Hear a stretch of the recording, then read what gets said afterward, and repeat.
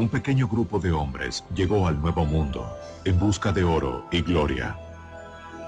Guiados por la codicia y con órdenes de su rey de difundir la palabra de Dios, cambiaron el curso de la historia sudamericana. Fueron los conquistadores quienes en su camino recorrieron mar y tierra y desafiaron un poderoso imperio, sometiendo al Inca Supremo. Pero todavía querían más. Los conquistadores no descansarían hasta apoderarse de un tesoro legendario. Los indios lo llamaban la sangre del dios Sol, pero ellos lo conocían como oro.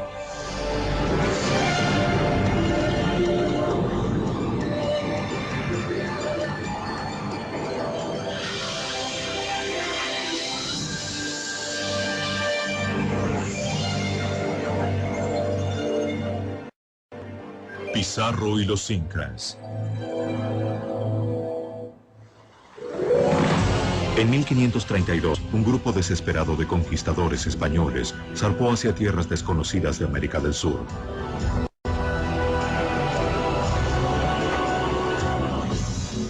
Su líder, Francisco Pizarro, ya había explorado ese territorio 2 veces, atraído por los relatos de una fortuna en oro.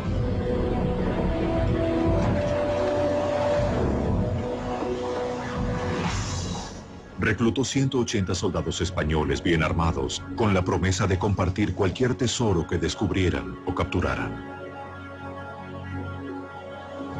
Zarparon desde la ciudad de Panamá y desembarcaron cerca de Tumbes, en lo que actualmente es Perú.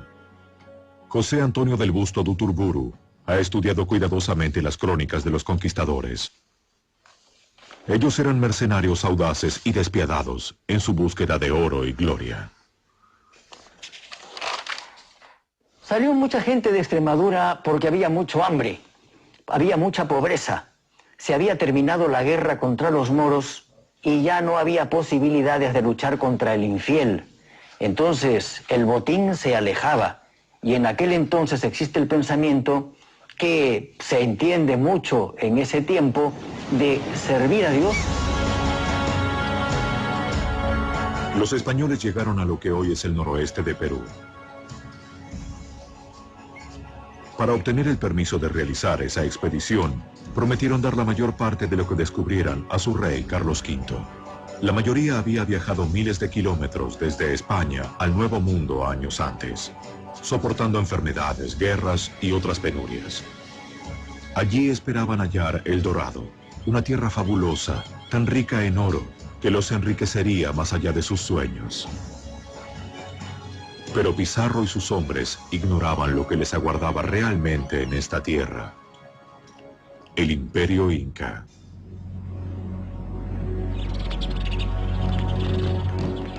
Sin que los españoles lo supieran, el Inca observaba cada uno de sus movimientos. Sus mensajeros avanzaban en postas sin detenerse, llevando noticias de los invasores. Ellos utilizaban una extensa red de caminos en los Andes de 1600 kilómetros hacia Cusco. Cusco era la residencia del rey Dios, el Inca Supremo, Atahualpa. En cuevas sagradas, Atahualpa consultó un oráculo. El líder de los incas quería saber quiénes eran estos extranjeros y qué querían. ¿Representaban una amenaza o venían en son de paz? Siguiendo antiguos rituales, el sacerdote esparció hojas de coca e intentó interpretar el futuro por medio de su disposición. Según la leyenda, el sacerdote profetizó a Atahualpa que moriría en manos de estos invasores.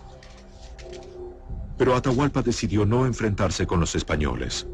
No consideró este grupo de hombres como una gran amenaza. Él podía reunir un ejército de 1000 hombres en cuestión de días. Durante el viaje, el calor y el hambre hicieron mella entre los españoles. Uno escribió: el sol arde directamente sobre nuestros hombres, que están por desvanecerse de cansancio. No se ve más que arena y montañas abrasadas. A los españoles puede haberles parecido un mundo primitivo, pero una serie de civilizaciones avanzadas y sofisticadas florecieron allí mucho antes de su llegada. 700 años antes de los incas, gobernaba aquí el reino de los Mocha o Mochica. Para los Mochica, el oro era sagrado. Los orfebres utilizaban cerbatanas para calentar pequeños hornos, puliendo y modelando el metal como una forma de ritual religioso o servicio divino. Ellos creían que el oro era la sangre del dios Sol.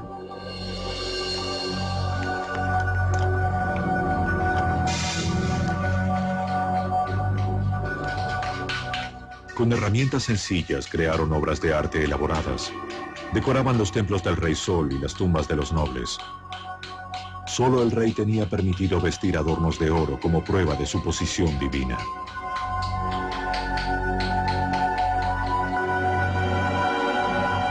Para los nativos, el oro tenía un propósito muy diferente del que tenía para los europeos.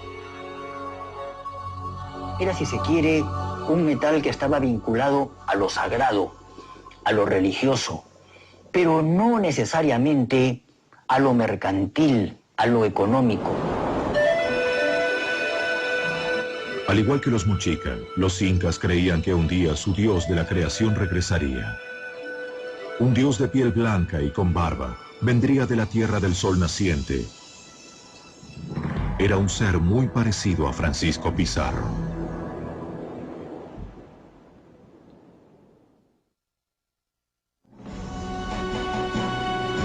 El conquistador Francisco Pizarro y su pequeño grupo de soldados españoles alcanzaron los límites del imperio en 1532.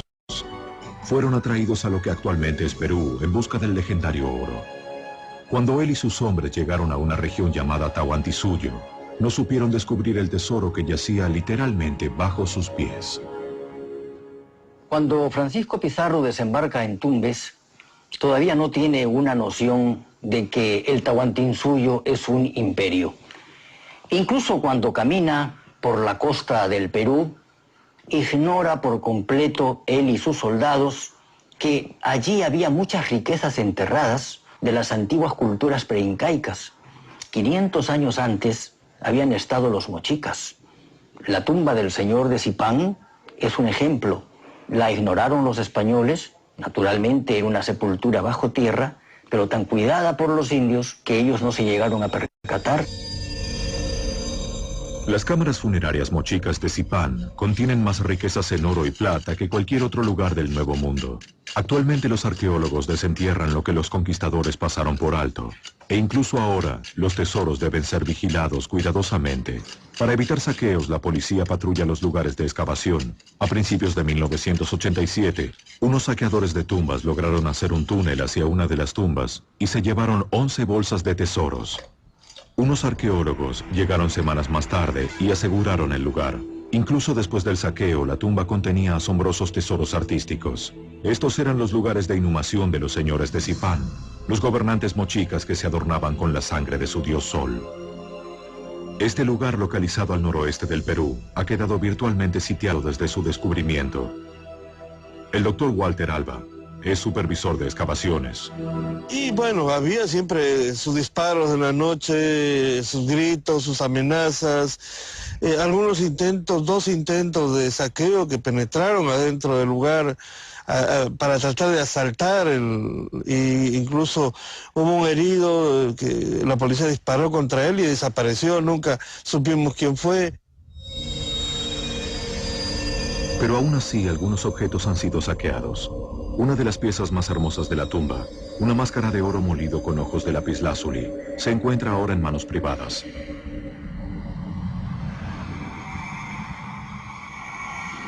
El coleccionista Enrique Puley compró este tesoro en el mercado negro de Perú. Se dice que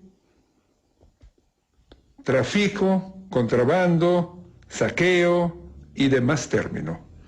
La pregunta muy necia por sí misma es que si reconocen que lo que hay en esa colección es lo más privilegiado del Perú,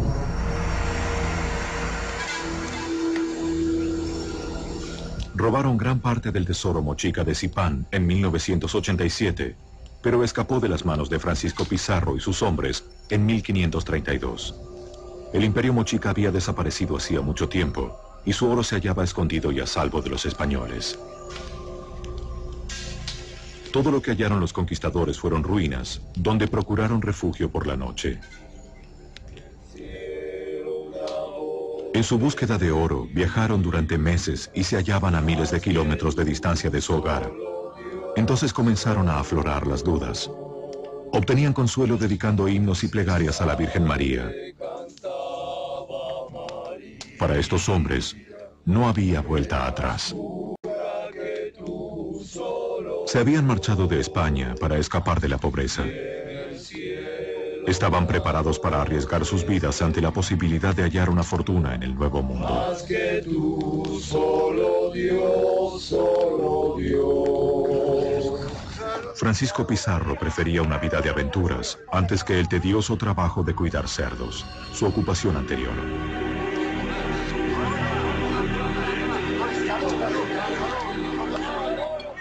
Buscaron comida durante la marcha y descubrieron una raíz que podían cocinar en las fogatas. Era la papa, una de las comidas básicas en América del Sur, desconocida en Europa hasta que los conquistadores y exploradores la introdujeron desde el Nuevo Mundo. Los hombres de Pizarro también tropezaron con otros tesoros. Ídolos de oro alimentaban su codicia. Ellos creían que esos dijes eran solo el comienzo. Sus esperanzas aumentaban soñando con el dorado. Los guías nativos prometieron llevarlos a través de los Andes hacia el reino de Atahualpa, en busca de más oro. Pizarro se impacientaba cada vez más. Carlos V, el rey de España, le había dado el derecho de conquistar esa tierra, pero los rivales de Pizarro en la corte española querían que el rey revocara esa cesión al primer indicio de fracaso. Pizarro necesitaba dar un golpe rápido y decisivo contra el Inca para asegurar su derecho. Los guías condujeron a los hombres de Pizarro a través de valles altos y aparentemente deshabitados. Los espías del Inca siguieron su rastro durante todo el trayecto. Ellos enviaron mensajes con luces comunicando que estos hombres blancos podían ser el dios Inca, Viracocha. Atahualpa demoró para enfrentar a Pizarro debido a que tenía mucha curiosidad, porque los indios tayanes de Tumbes y de Piura le habían dicho que los españoles eran dioses, el dios Viracocha que venía. Y él en un principio lo creyó y creyó que venía a felicitarlo. Los soldados españoles profanaron algunas tumbas incas y varios de ellos sufrieron muertes misteriosas. Gases altamente tóxicos e inflamables se habían generado dentro de las tumbas selladas. El doctor marino Orlando Sánchez Macedo cree que esos gases mataron a los ladrones. Ese gas, si usted está cerca y usted va a oler, le va a afectar a los pulmones. Es más o menos como quien dijera que lo va a secar, se vuelve amarillo y finalmente muere. Se enflaquece y muere. Sucede de que los minerales están cargados de ese gas. Pero saben estas gentes cómo sacar, cómo extraer todo esto. Entonces con una gran barreta van a hacer el hueco y va a salir el gas. Pero para eso van a poner fuego afuera, candiles, para que ese gas se consuma inmediatamente. Y ellos obviamente tengan que sacar los tesoros que se supone pueden haber o no. En noviembre de 1532, tras meses de una marcha trabajosa, los conquistadores llegaron a la cima de los Andes, a 5.000 metros sobre el nivel del mar. Un español relató: respirar este aire enrarecido es doloroso para los pulmones. De día los hombres reconocen el terreno con sus caballos avanzando al borde de escarpados precipicios, por lo que nuestra procesión se arrastra por las montañas como un dragón herido. Las penurias que soportamos son tan terribles que lo único que podemos esperar es que terminen pronto. ¿Qué destino nos aguardará? Finalmente, tras haber recorrido 400 kilómetros, los españoles se aproximaron a la fortaleza inca de Cajamarca.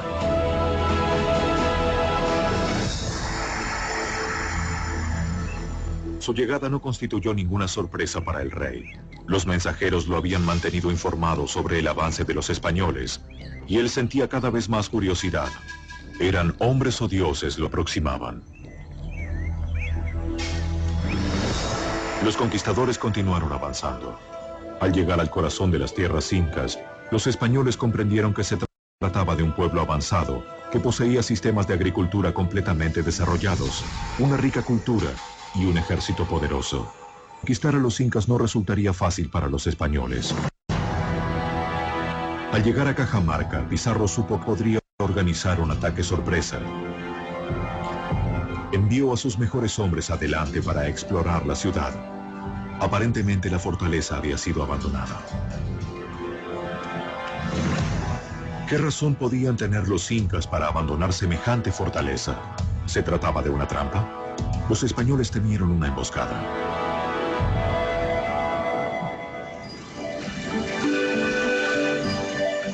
Mientras las tropas de Pizarro aguardaban inquietos en Cajamarca, Atahualpa descansaba en unos manantiales de aguas termales cercanos en compañía de su hermana favorita.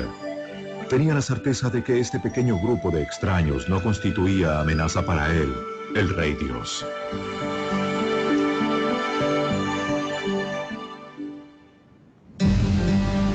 Sin embargo, Pizarro estaba ansioso por conocer a Atahualpa y envió emisarios.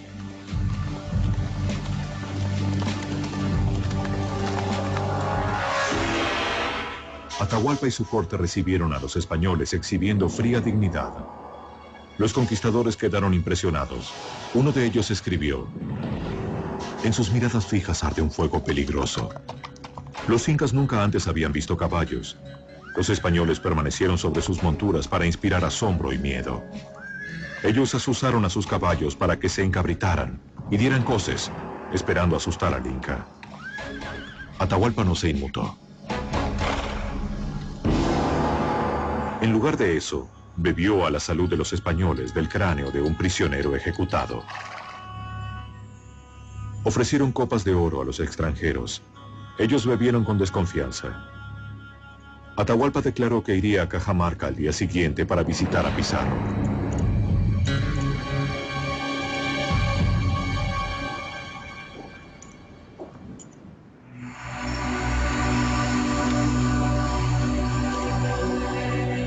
Al caer la noche, las fogatas del campamento del ejército inca ardieron en todas las colinas que rodeaban la ciudad. Pizarro sabía que su pequeño grupo tenía pocas posibilidades en una batalla campal contra esta enorme fuerza. Sus exploradores contaron al menos 30.000 guerreros incas.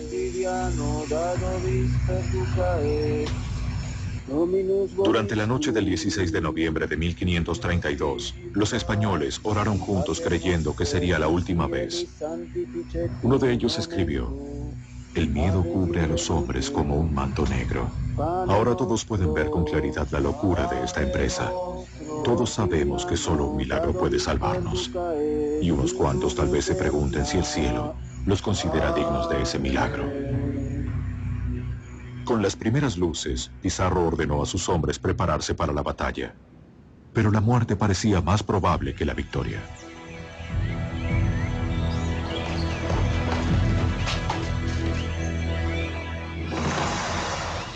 Permanecieron ocultos rodeando un patio y aguardaron. Transcurrieron horas sin señales de Atahualpa. Repentinamente, guerreros incas aparecieron en las colinas de los alrededores. Eran miles y estaban tan confiados de su superioridad que llegaron desarmados.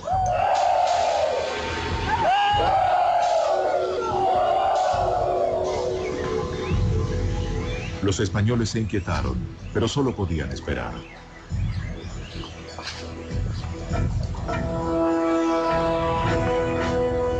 Luego, en medio de un espectáculo extraordinario, entró la élite incaica.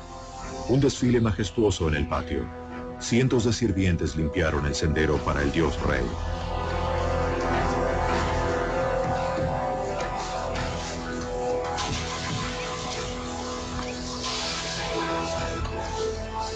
Con gran pompa y fanfarria, el rey de los incas entró en la ciudad.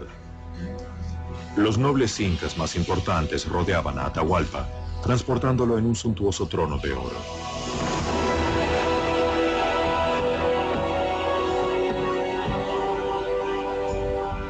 Los conquistadores quedaron atónitos ante esta exhibición de poder y riqueza.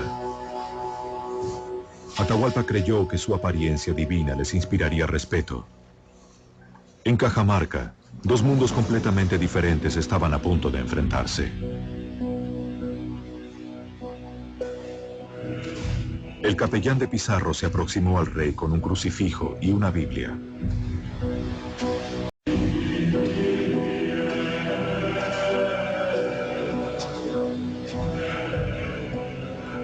exigió a Atahualpa que renunciara a sus creencias paganas y se sometiera al bautismo y a la corona española.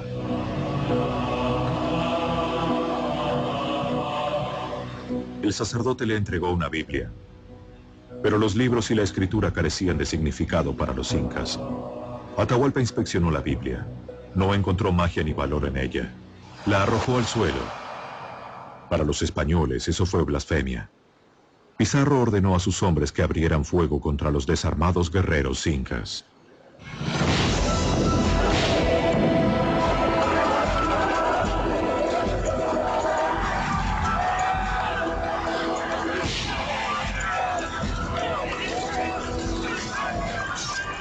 El soldado escribió: entonces nuestras tropas se precipitaron desde todas las entradas y se lanzaron dando alaridos sobre los indefensos indios.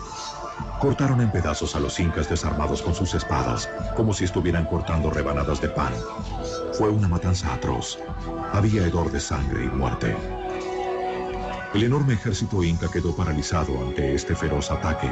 El rey Sol fue derribado. Pizarro lo arrestó. Sabía que conservando a Atahualpa con vida tenía a todo su imperio detenido.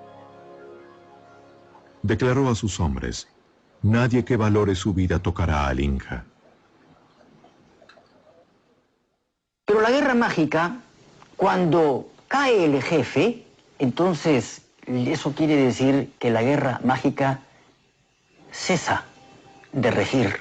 Y a partir de entonces reina la acefalía, reina el desgobierno. Estremecieron el imperio inca hasta sus raíces. Con un solo golpe, Pizarro capturó al dios rey. Pero incluso sin su líder, algunos incas se resistieron en todas las formas posibles. El imperio dorado de los incas era vasto y se extendía 3.200 kilómetros, desde la actual Colombia hasta Chile. Su población era de 12 millones de personas. Estas personas habían desarrollado un moderno y floreciente sistema de agricultura más avanzado que el español. Ningún habitante de este país tenía hambre jamás, debido a que buenas cosechas proporcionaban abundantes reservas de alimento. Aunque no fuera el Dorado, fácilmente podría haber sido confundido con el Jardín del Edén.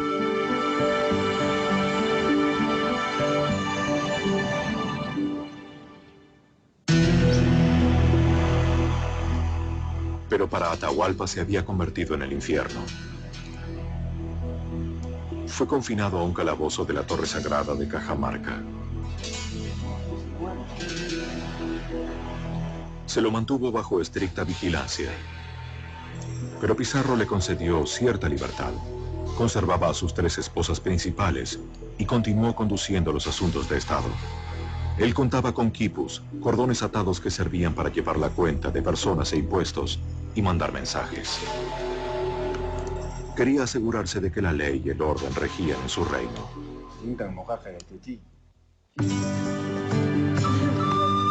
Durante un breve periodo, la paz pareció posible. Los soldados españoles, cansados de batallas y campañas, dejaron a un lado los combates e hicieron planes para establecerse. Pero a los españoles todavía les faltaba algo.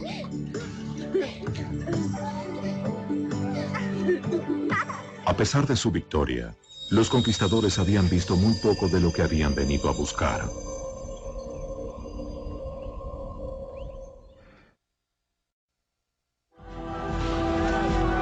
Los conquistadores españoles ganaron una campaña arrolladora contra los incas en 1532. Con la captura del dios rey inca, el jefe de los españoles, Francisco Pizarro, creyó que la tierra y todo lo demás le pertenecían. Francisco Pizarro obtuvo por la capitulación de Toledo un territorio que empezaba en el río de Santiago, que es el río de Tempula, actualmente en Colombia, y llegaba hasta el paralelo de Chincha, que introducido el paralelo hacia el interior del país, abarcaba el Cusco y un poco más, incluido Machu Picchu. Los incas intentaron ocultar todo lo que pudieron de los españoles. Un secreto La ciudad de Machu Picchu se mantuvo oculta a los extraños durante 400 años.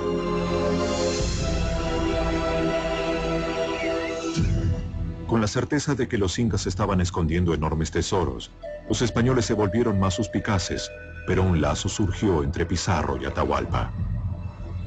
El español, analfabeto, permitió que su rehén aprendiera a leer y escribir.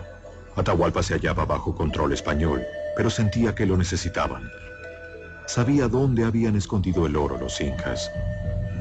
Proporcionó indicios y les indicó pequeños escondites, pero los españoles querían más.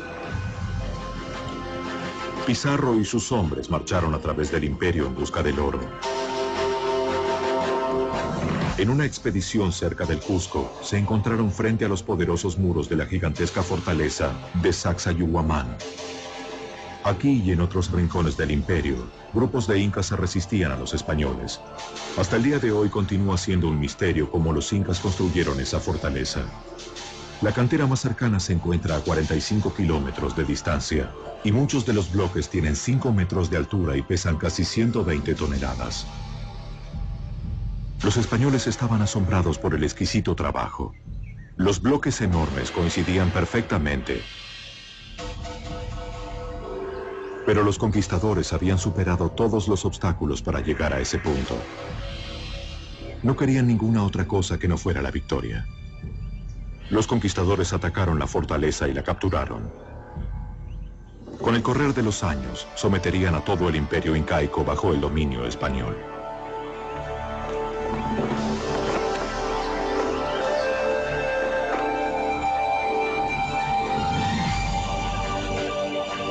Los españoles se adentraron más en los Andes, aprovechando los excelentes caminos incas. Cuanto más oro buscaban, más desesperados y salvajes se volvían. La tortura se convirtió en un método común para los conquistadores. La crueldad de los españoles quedó registrada por un artista indígena de la época. Sus dibujos son uno de los pocos relatos auténticos de las atrocidades. La codicia de oro y el deseo de convertir a los indígenas al cristianismo alcanzó un punto máximo de tortura y brutalidad. Al rey de España, Carlos V, le llegaron noticias de estos crímenes y decretó un alto. Pero sus órdenes fueron ignoradas en gran parte. Gradualmente los indígenas se convirtieron y aceptaron la religión de los españoles, pero la interpretaron a su manera. El oro, que para los incas era sagrado, se moldea en finas hojas. Actualmente los artesanos revisten una estatua de María, Madre de Jesús, con el metal precioso. Lo hacen de manera muy similar a cómo los orfebres incas revestían a sus ídolos cientos de años atrás. Los elementos de ambas religiones se mezclan simbólicamente. Un príncipe inca con un crucifijo representa la fusión de las dos culturas. Hubo desde un primer momento en la mentalidad española el criterio de dividir la República de Españoles y la República de Indios. La República de Españoles era la que llevaba la voz cantante de la cultura occidental y la República de Indios la que llevaba la voz, si se quiere, de los vencidos.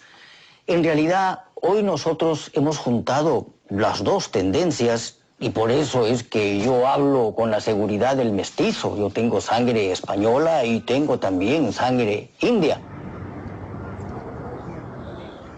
Actualmente la mezcla de las culturas indígena y española es evidentemente visible en Cusco.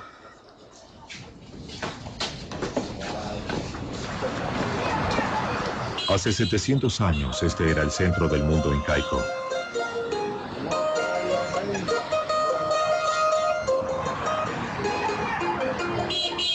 Los macizos muros de piedra de los palacios sostienen ahora iglesias católicas.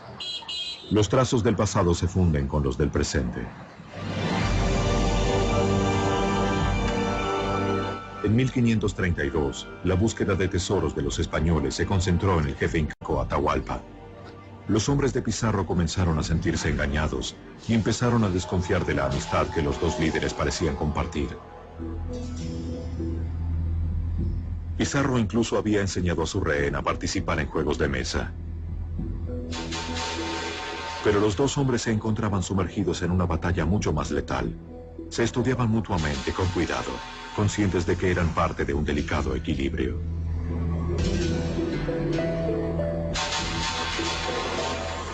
El conquistador presionó a Atahualpa buscando respuestas sobre el oro incaico. El soberano intentó apaciguar a su captor, pues sabía que si revelaba todo ya no sería útil para los españoles. Era experto en embaucar a Pizarro, pero era Pizarro el que disponía las reglas y podía tomar la última movida decisiva. Se ha dicho que hubo una interdependencia entre Atahualpa y Pizarro, Pizarro y Atahualpa, es verdad. Atahualpa quería su vida, su libertad. Pizarro quería el botín, quería la gloria. De manera que los dos tenían intereses opuestos, pero que al mismo tiempo se complementaban en el fondo. Para crear un vínculo aún más cercano, Atahualpa ofreció a Pizarro su hermana favorita en matrimonio. Pizarro la hizo bautizar, le dio el nombre de Inés y la tomó como amante, pero nunca se casó con ella.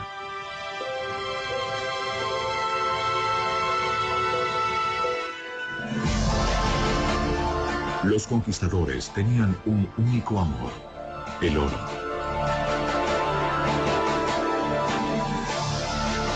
Su búsqueda de la legendaria El Dorado los llevó a adentrarse aún más en tierras extrañas y hostiles.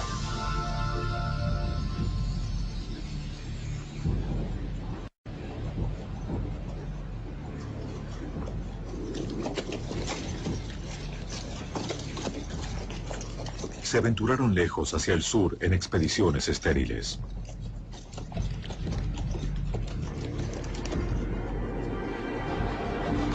Llegaron a desiertos y salinas donde pocos sobrevivieron.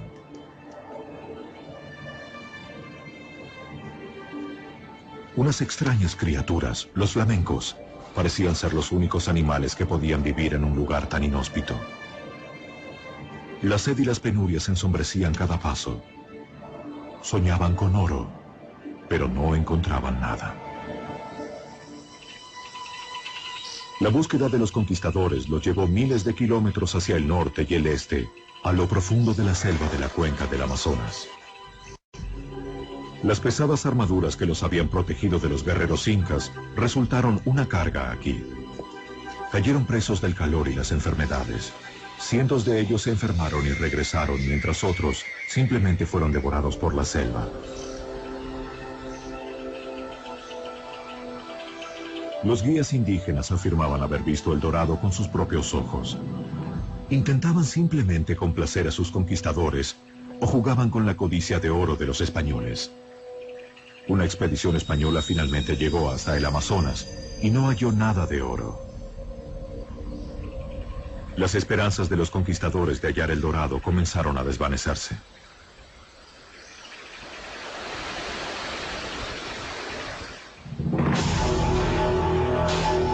Los españoles concentraron su creciente frustración en Atahualpa. Pizarro lo acusó de mantener oculto su tesoro. Atormentó incansablemente al rey.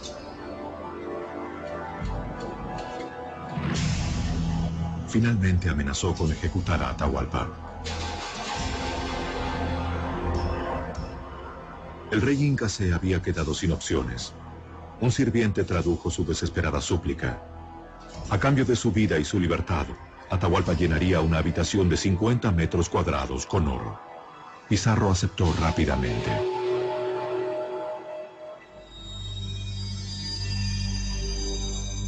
La autoridad absoluta del jefe inca fue revelada por última vez.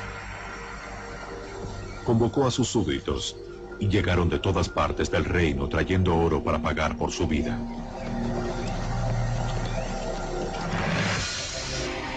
Una interminable sucesión de llamas transportó el tesoro hacia Cajamarca. Los indígenas trabajaron durante 3 meses para entregar ídolos de oro y bolsas llenas de metales preciosos. Hasta el día de hoy continúa siendo un misterio dónde habían estado escondidas estas enormes riquezas. Bajo la mirada vigilante de los españoles, reunieron el rescate en una reluciente montaña.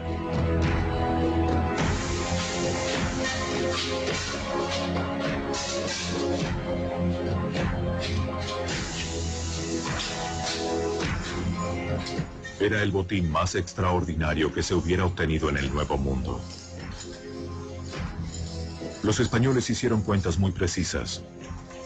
Solo la parte de Pizarro convertía al antiguo cuidador de cerdos en uno de los hombres más ricos de la tierra.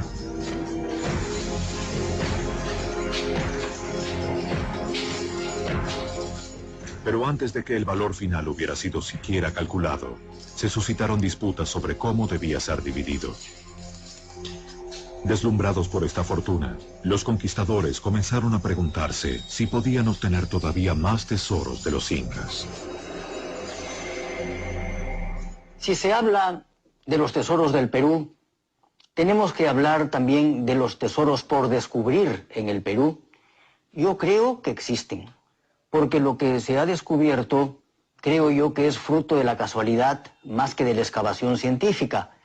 Y claro está, tumbas, hay muchísimas, lo que pasa es que no han sido localizadas, me refiero a tumbas importantes, y dentro de ellas, indudablemente, hay gran riqueza.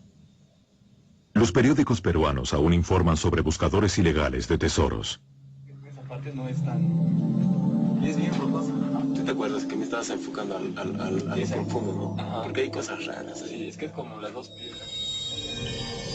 Cerca de Cusco, en 2001, unos ladrones que se hicieron pasar por arqueólogos penetraron en unas cuevas buscando el oro de los incas. Fueron descubiertos antes de que lograran llevarse algo. A lo largo de todo el país, los niños a menudo descubren antiguas vías de entrada escondidas en las bases de los edificios incas. El rumor se extiende rápidamente y los cazadores de tesoros saquean todo lo que encuentran. Peligroso. ¿Por qué? Ciégalos y la salida también muy peligrosa. Hay que entrar para ver qué. ¿Puede? Sí, por aquí. Vamos entrando.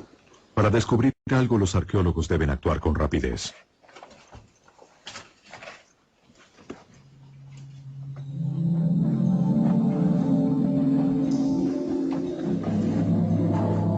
La investigación de cualquier caverna presenta graves peligros. ¿Qué murciélago? Ciégalos. Bastante. Aquí, estos muros de 1700 años de antigüedad podrían derrumbarse fácilmente.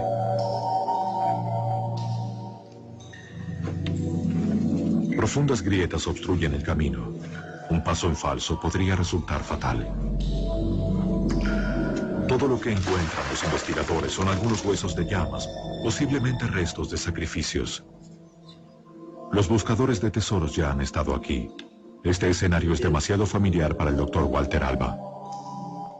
Bueno, esto es una de las cosas que más sorprende y que creo que debe alertar a la comunidad internacional, la rapidez con que actúan los traficantes y los coleccionistas. Sí, la tumba de Zipán fue saqueada en febrero y ya apenas una semana más tarde las piezas ya estaban vendiéndose en Lima y muchas piezas de metal ya estaban fuera del país, en el mercado americano, en Europa.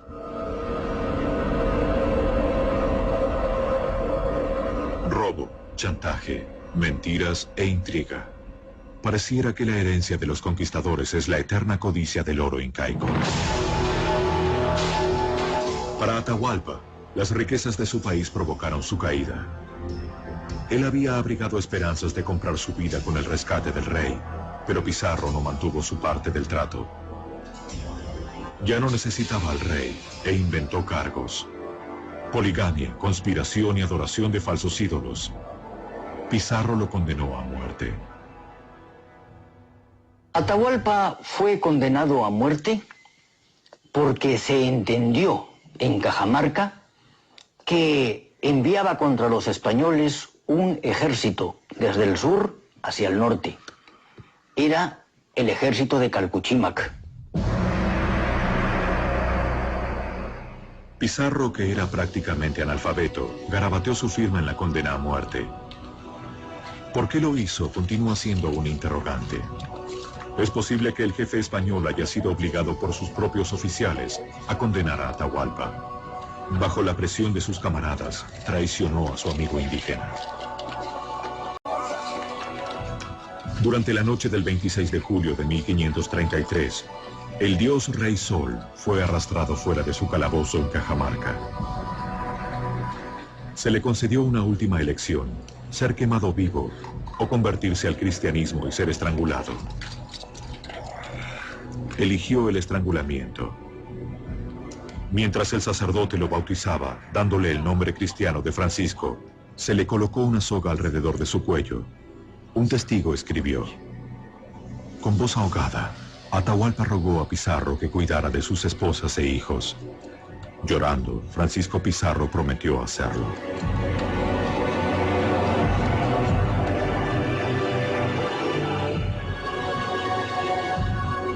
La soga se tensó lentamente. Uno de los emperadores más poderosos de la tierra murió a manos de un grupo de mercenarios.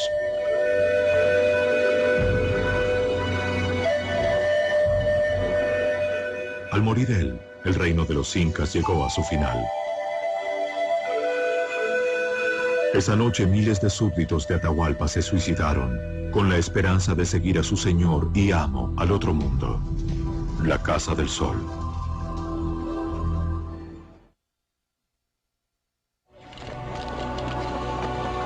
Los conquistadores españoles ahora tenían una fortuna en oro inca. Su jefe, Francisco Pizarro, ordenó que la mayoría del tesoro fuera fundido. Los orfebres indígenas se encargaron de la tarea, convirtiendo obras de arte en lingotes que podrían ser pesados y comercializados. Los hornos ardieron sin parar durante 34 días. Pero ignorantes de la metalurgia, los conquistadores no comprendieron que la mayor parte del tesoro que ellos habían saqueado era producto de aleaciones.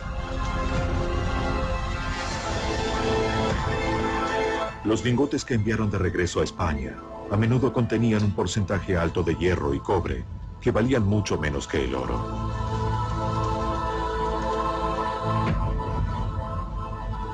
Pero la distribución del botín tampoco logró satisfacer la codicia de los conquistadores.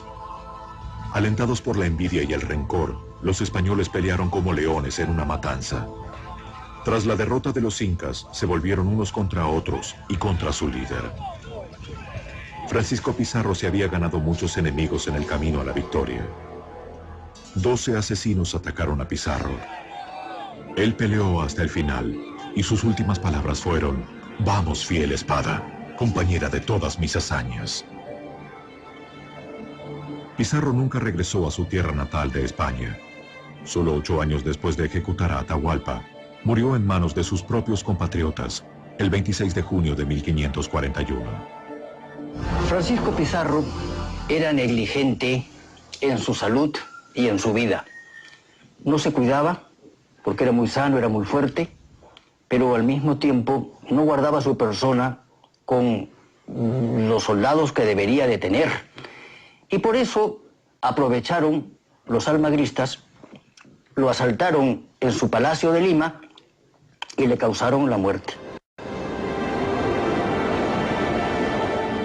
Grandes cantidades de oro y plata fueron transportadas hacia España.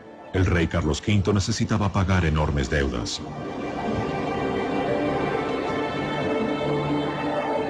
Primero llegaron al puerto español de Sevilla. Los archivos de la conquista aún contienen meticulosos recuentos del botín capturado en el Nuevo Mundo.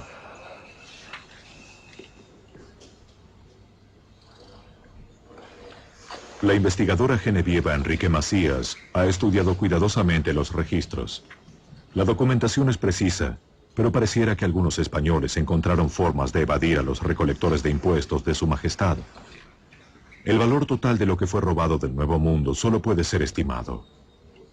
Es muy difícil calcular qué cantidades se trasvasaron del Nuevo Mundo al Viejo Mundo, pero el cálculo más aproximado, que quizás puede ser el de Hamilton, habla de unos 185.000 kilos de oro y unos 16 millones de plata, hasta 1.600.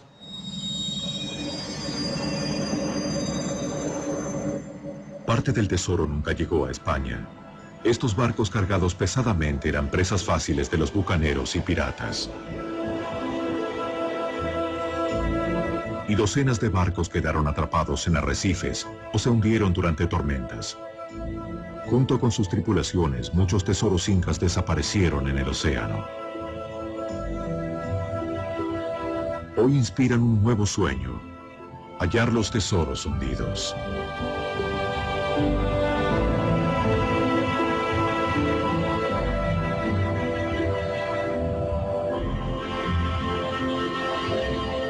Pero como El Dorado, la mayor parte permanecerá escondida. El oro de los incas, la sangre del dios Sol, las riquezas que impulsaron a los conquistadores a actos de heroísmo y de salvajismo, continúan siendo material de leyenda, incluso en la actualidad.